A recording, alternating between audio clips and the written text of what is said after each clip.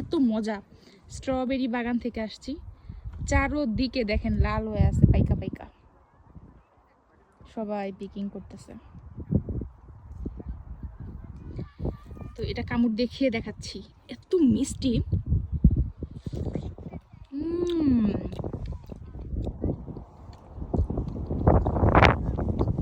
অনেক মিষ্টি, অনেক।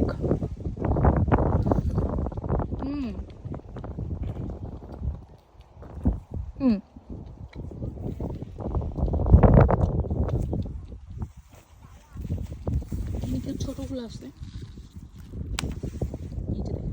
খয়েরি হয়ে আছে।